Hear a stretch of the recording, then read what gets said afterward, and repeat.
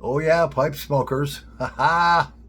It is the Paul Gilson YouTube channel, and I'm Paul Gilson, aka Paul the Pipe Guy, and it's Saturday, the 11th of January, 2025. So grab whatever you want to grab. We're going to have a smoke together, yeah, for a little bit here. And we'll have a good chat. We got a pretty good show tonight, yeah. So it's going to be laid back, nice, and relaxing. Just hopefully you have a wood burning stove because the entire United States continent is like frozen. All right, so I got my little Weber pipe here. Yeah, little shorty, probably about 4 inches long. That was gifted to me. And we got some, I don't know, it's from 7 of 2021, some Sutliff bourbon. So that's how old that is. What's that make it, about 3.5 years old, something like that? That's what I got, you know.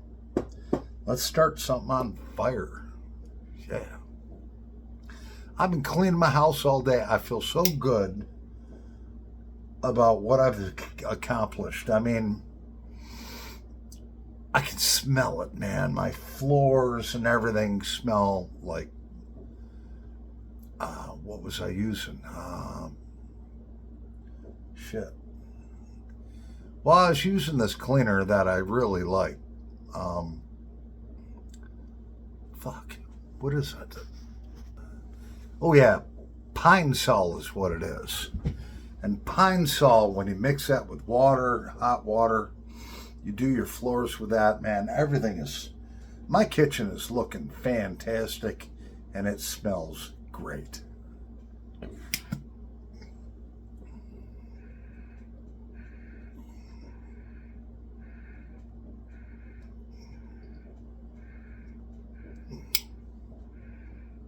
So, as I mentioned in other videos,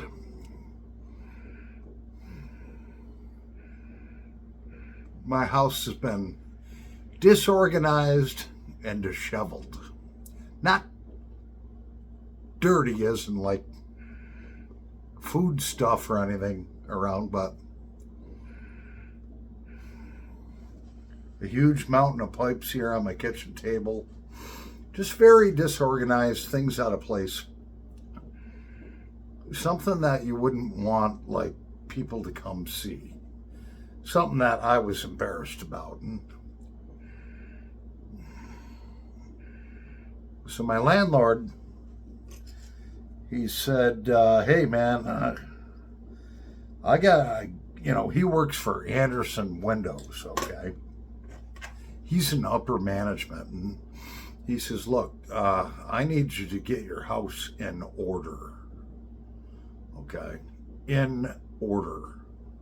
Like looking right and looking tight. Because when I have these guys come over to measure new windows, I don't want them thinking, who the heck is this guy that's renting from me that's a slob, all right? So, yeah, so that's what I've been working on. And, each day I've had different goals, and the kitchen is 95% done. I got a few beer boxes to take out over there. I just got to wipe the top of the stove down.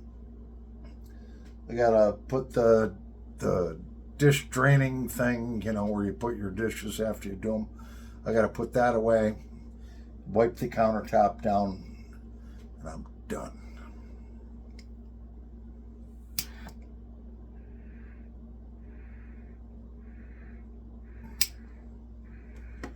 My landlord, he is a very, very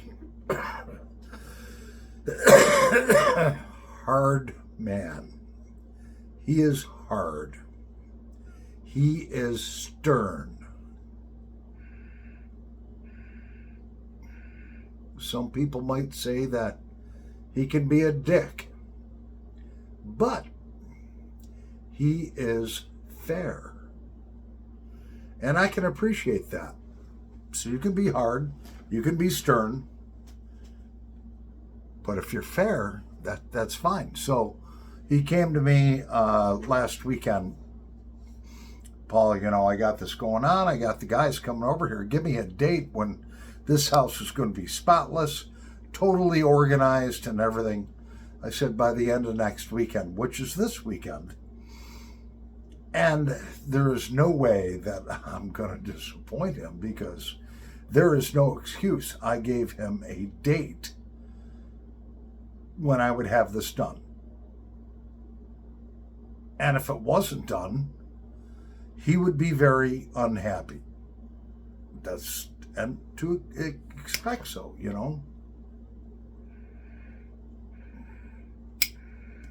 He gave me the fair chance.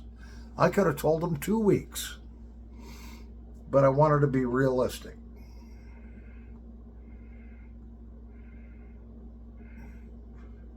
Stepped over tonight earlier. He's actually going to be over in about 20 minutes.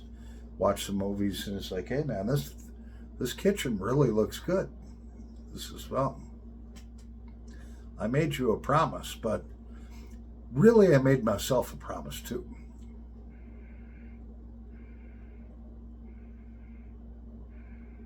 If you have a house that's disheveled, disorganized, has clutter, that is what's going to be in your head. Trust me. I've had it both ways here, over the years. But when the house is uncluttered, organized, spotless clean, I have a great frame of mind. And my daughter and I were talking about that the other day.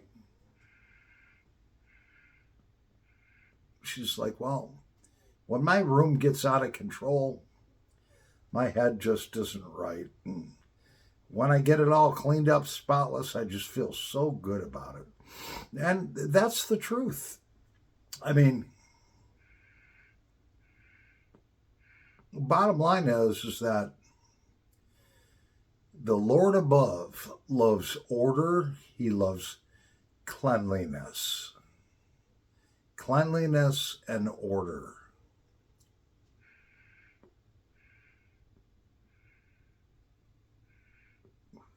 And that's how we feel our best. I've seen some people, I used to be a firefighter, and you'd go into their house. There would be pathways. My house has never been like that, but they were hoarders, and there was stuff stacked to the ceiling, and there was pathways through the house. 90% of every room was filled up to the ceiling with garbage and junk and stuff. Well, mine never got near, it's nowhere but near that, it's just, mine's gotten cluttered and stuff, but nothing like that.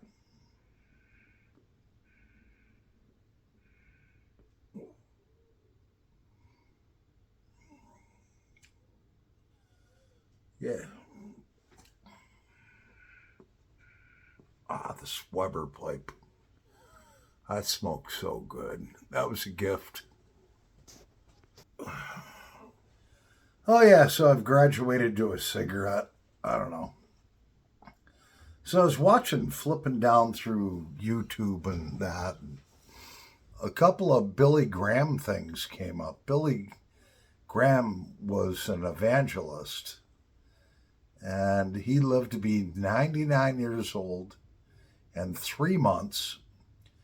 And they say that if you add the 9 months that he had in his mother's womb, that made him 100. Billy Graham really was probably another apostle of Christ. The man spoke in such a way and preached in such a way that he didn't do it with conviction towards you. He didn't say, you have to do this or you're going to die. You're going to go to hell. He didn't do that. He talked about what Jesus talked about. And he said in this one video that I was watching when he was older, he said, the interviewer asked, are you afraid to die? And he says, no, actually, I look forward to it, because he said, I am a sinner. He said, I have thoughts that I shouldn't have. I sin, and that's my flesh. And he says, when I die, I'm going to face my Maker, and I hope to hear that the Lord will tell me, you've done a job well done. He says, but I don't know if he will or not, and that really kind of blew my mind, because here's one of the greatest evangelist preachers on the face of modern day world, probably the face of any time since Jesus Christ. Billy Graham was always very humble. And here he is saying, I don't know if I made the grade. I don't know. I hope the Lord will tell me. Good job, servant. He says, but I don't know. And back in the late 60s or early 70s, him and Johnny Cash, believe it or not, we all know who Johnny Cash is. Billy Graham was very close to Johnny Cash. And Billy Graham used to go over to Johnny Cash's house for dinners and stuff. And one night he says, Johnny, he says, look, he says, I know you're a sinner. You've done this, you've done that, you've done this. I'm not accusing you. But he said, the young people need to hear from someone like you, who has such a huge following, to follow Christ. He says, I need you in my ministry. And Johnny Cash joined Billy Graham's ministry. Johnny Cash, we're all huge sinners. We really are. All right? And Johnny Cash joined Billy Graham's ministry for years. And so many youth, because they loved Johnny Cash and his music and so forth and respected him, gave their hearts to the Lord. So Johnny Cash was hugely instrumental in a lot of young people turning their hearts over to the Lord and getting saved. And I think that's great. And Johnny was a huge sinner. Johnny Cash is in heaven right now. I'll guarantee you. He did a lot of terrible things. It was a terrible sinner. But you know what? The one thing that he had was he loved the Lord. No matter what Johnny Cash did, he loved the Lord. And for those type of people, the Lord has mercy on them. The Lord has compassion and love for them. Because even though they can't control their flesh, they've given their hearts to the Lord, and they truly, truly love the Lord. And when they do something that is wrong, they truly feel badly about it. Even though they might do it repetitively or do other things repetitively. None of us are perfect, but, I've seen a lot of Christians that it's like they have no soul. And when I say it's like they have no soul, it's like they don't sin, but they don't believe. Their spirits are tiny. They go to church. They're quiet. And those are the kind of people I'm not a judge. Those are the people that they say, oh yeah, I'm a Christian. I'll tell you what, the best Christians I've ever seen are people that have been huge sinners in their lives. And they feel bad about it. And they ask the Lord for forgiveness. They've given their heart to the Lord. They're exuberant over their love for the Lord. But they sin. And they keep asking the Lord for forgiveness. Keep asking the Lord, give me strength not to sin.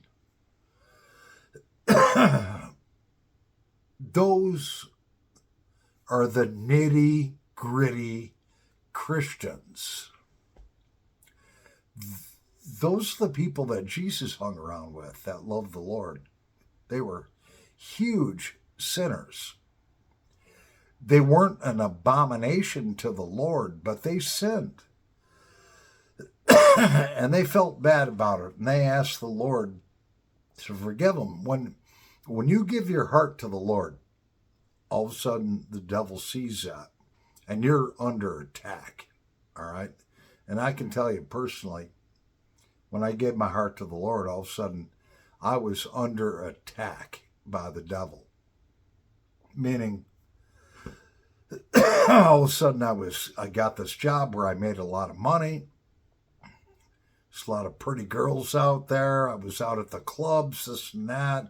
And even though I love the Lord, even though I accepted Him into my heart, I wanted to do good, the devil was throwing all kinds of stuff in my path. And, I was like a fish trolling through the water and seeing the flashy bait and grabbing it, but there was a hook in it. And I think sometimes it takes age to get over that.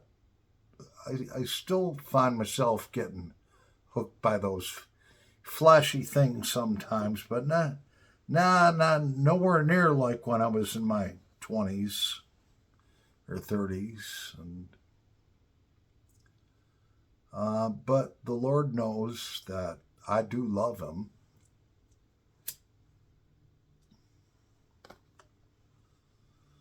So, when you truly love the Lord, you may sin. And then after you sin, it's just like you really feel bad about it.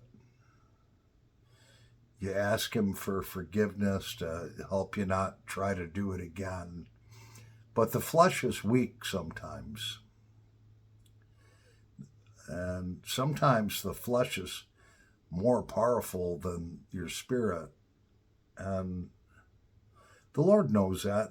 He made us that way. Because there are a lot of people out there that I have a soft heart. The Lord is in my heart. It's soft. I'm open to Him. There's a lot of people on the face of this earth that they have hard hearts and that they're not open to the Lord at all. They just do whatever they want to do. Uh, those are the kind of people that they'll be judged, and they may not have mercy. I don't know if I'll have mercy. I'm hoping when I go to meet my Maker, to meet the Lord, the man that made my spirit, I hope that he's going to have mercy on me. I hope that he's going to look at the good things I did and the kind things that I did. I hope that he's going to tell me, a job well done, my servant. But I don't know that. I just don't. And none of us do, really, till we get there. It's up to him whether I got a spot there in his home. And until then, just keep your chin up and love the Lord. Do the best you can. If you fall short, ask him to forgive you. That's all we can do as humans. I don't really know why I made this video tonight.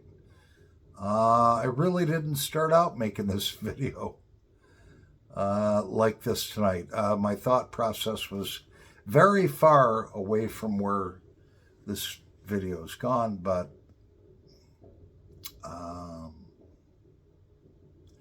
hopefully somebody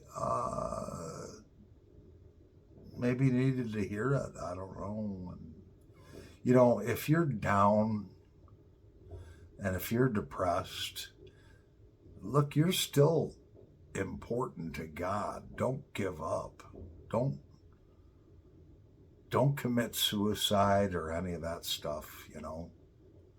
Seek the help you need. Yeah. Everyone is important. There's nobody that's garbage, you know, unless you're a murderer or a rapist or any of that stuff and unforgiving. If you're an evil person, you're an evil person. But there's a lot of people that they don't want to be here no more. They want to take their lives, and they're gentle, kind people. Don't do that. Don't do that. No. Call me.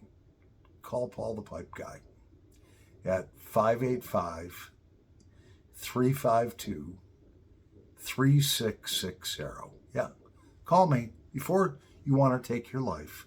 Call me 585-352-3660. I'll answer, and we'll talk about what you're thinking about. Anyways, Paul the Pipe Guy over and out. Yeah, don't have any clue why I made this video.